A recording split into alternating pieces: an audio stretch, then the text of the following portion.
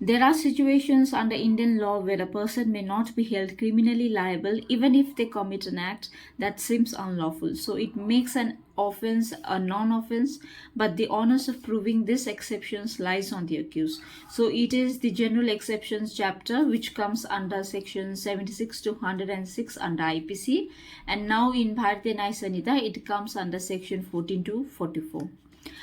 So today we will learn section 76 to 79. So section 76 and 79 talks about mistake of fact, whereas section 77 and 78 talks about judicial act. So let's see one by one all the sections. First is the section 76 of IPC, and in Bharatiya Nyaya Sanhita it is section 14. So it says that act done by a person bound or by mistake of fact, believing himself bound by law.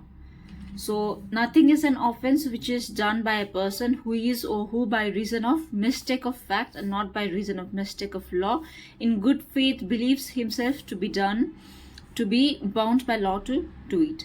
So this sections talks about a person who does an act by mistake of fact and not of mistake of law, who is bound by law to do certain things. So let's see one by one the ingredients of these sections. The first is a person does an act by reason of mistake of fact and not by reason of mistake of law. So the first ingredients is mistake of fact and not by mistake of law. So mistake of fact means the incorrect assumptions or belief about a factual situations, whereas mistake of law means ignorance or misunderstanding of legal provisions. So this is the first ingredient. Second is in good faith, act done in good faith. So good faith is defined under section 52 of IPC, which says that act done with due care and attentions. It is the genuine or honest intentions. It should not be a negligent act or a unreasonable act. It should be done in a good faith. And the third is act done under legal obligations. So the person must perform the act while discharging what they believe to be their legal obligations. Suppose the action taken voluntarily or out of personal motivations are not covered under these sections. Fourth is belief under being bound by law. So this is the important ingredients of this sections: bound by law, believe himself to be bound by law. So the person must believe they are legally obligated to perform the act.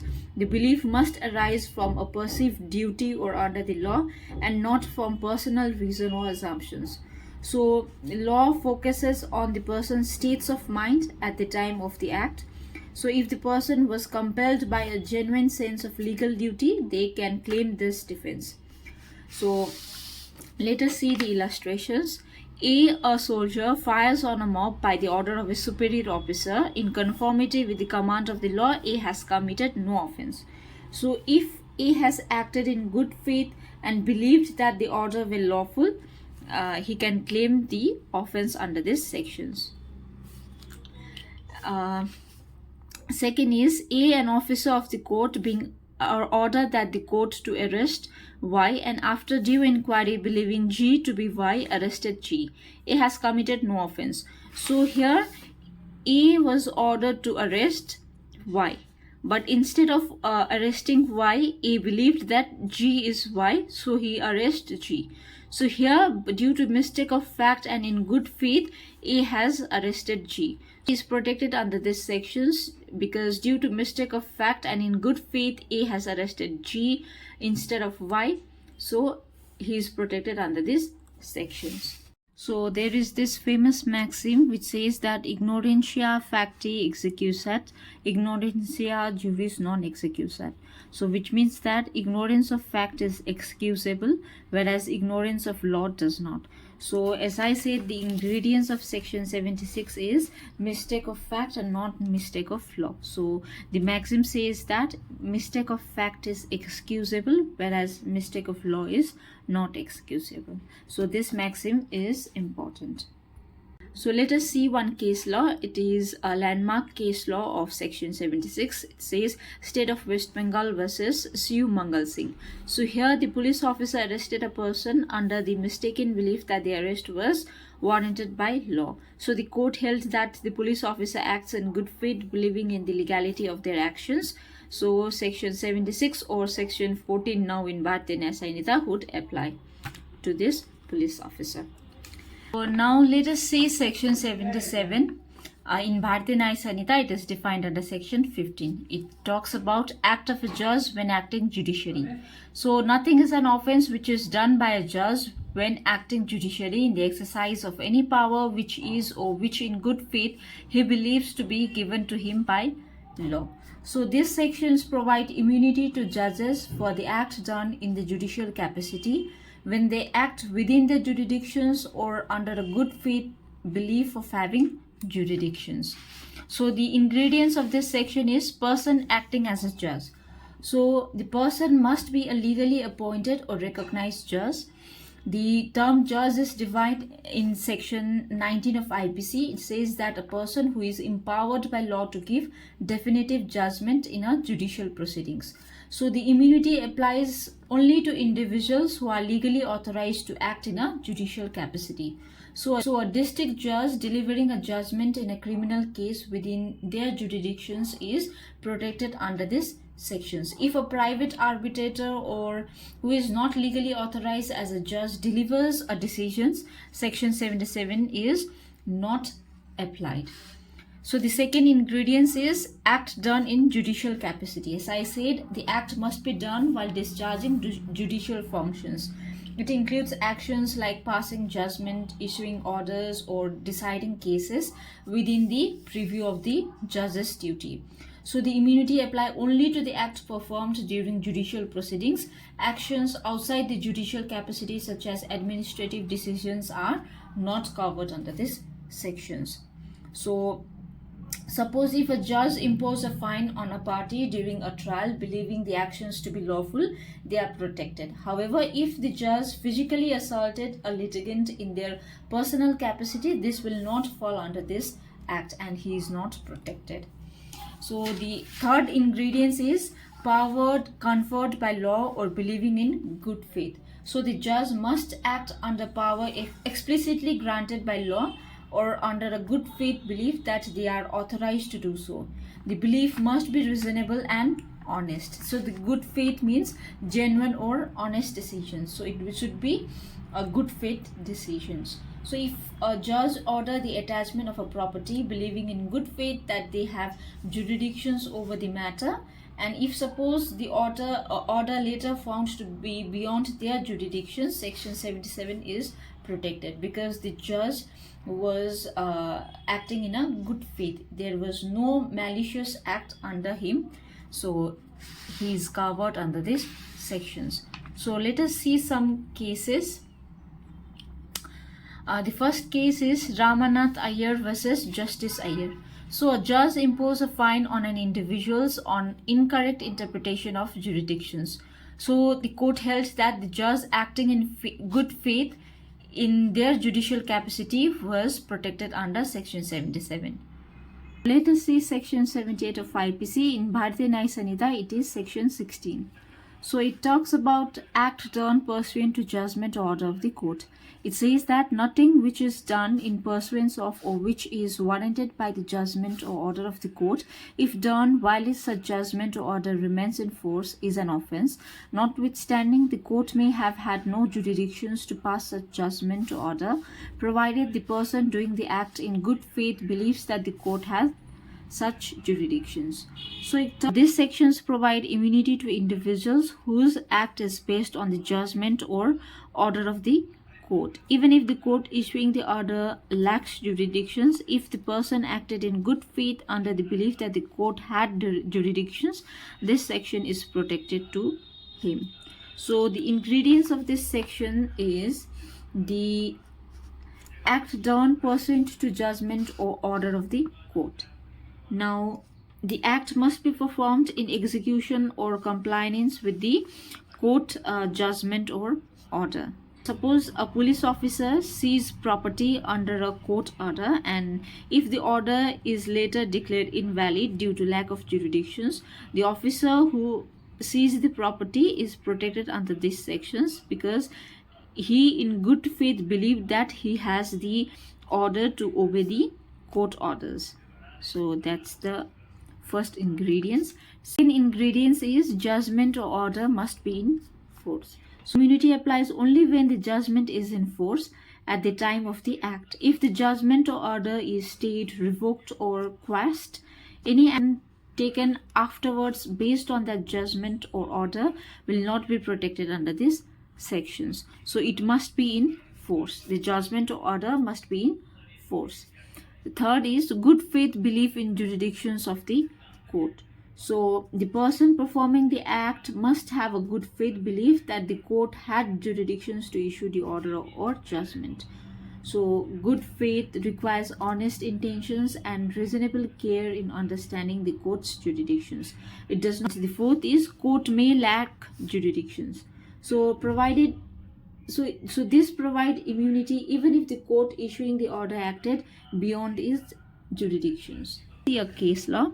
It says Abdul of Bihar. So here a police officer arrested a person based on magistrate order which was later found to be beyond the magistrate jurisdictions. So here the officer was held not liable under section 78, now in section 16 in Parte Naisanita, as they acted in good faith believing the magistrate had jurisdiction. So as I said, the officer is protected under these sections even if the court lacks jurisdictions, or if later it is found that court or magistrate had no jurisdictions to issue some order, the person who follows the order of the court is protected under these sections. So let us see section 79. Now in Bharati Nya Sanhita it is section 17. It talks about mistake justified by law. So let us see.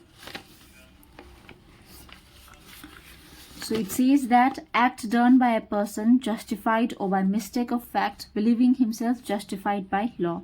So it says nothing is an offense which is done by any person who is justified by law, or who by reason of mistake of fact and not by reason of mistake of law in good faith believes himself to be justified by law in doing it.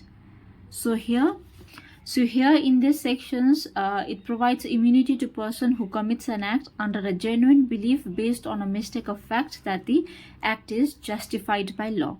So the act must be justified by law or believed to be justified by law.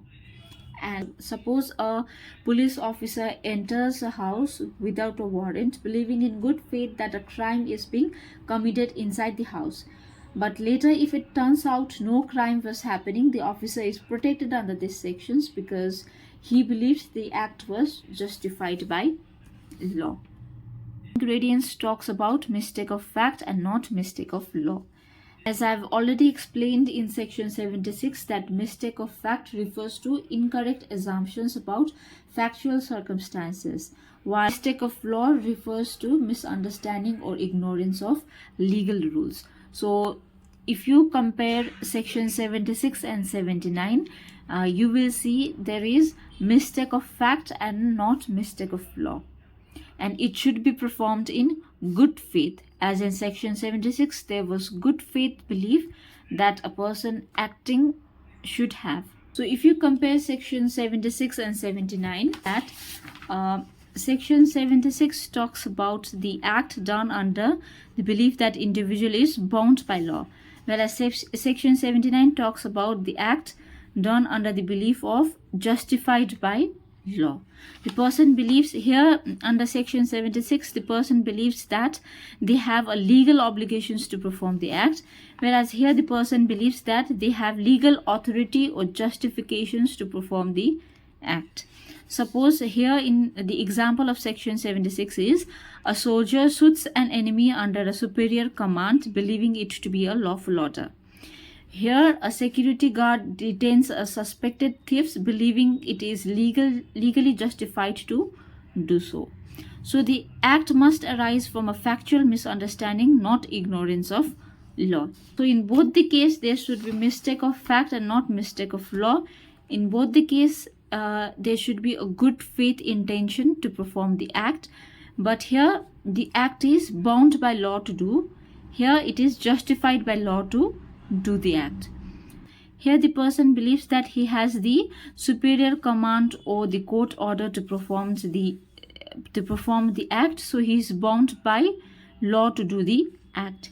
Here the person believes that he is justified or he has the authority to perform certain acts, he has a legal right to perform certain acts, so here he is protected under section 79. In both the case, this maxim is applicable, that is ignorantia facti execusat, ignorantia juris non execusat is applicable, where ignorance of fact is excusable, ignorance of law is not. In both the sections, the person must act in good faith with no criminal intentions, and in section 76 the person believes they are legally obligated to act, and in section 79 the person believes that they are legally permitted or justified to perform the act. So it relates to obedience to superior order or compulsion of law. Here it relates to act of self-defense or actions taken believing they are lawful. So both sections emphasize mens rea, that is criminal intention must be absent in both the case. So this is the difference between section 76 and 79. Is a landmark case of section 79. It is State of Odisha versus Ram Bahadur Thapa. So here Ram Bahadur Thapa, his master and some neighbors were anxious to see ghost. So one day all of them went to a nearby place which was famous for ghost. So when they reached there, they observed some light and felt that those were ghosts. So accused chased and attacked them, but later it was found that those were not ghosts, those were the men carrying light, and the accused was held liable for murder. But later he pleaded the defense of mistake of fact, and the court acquitted him under section 79, believing that it was a mistake of fact. He in good faith believed that it was a ghost. So this was the famous case of section 79.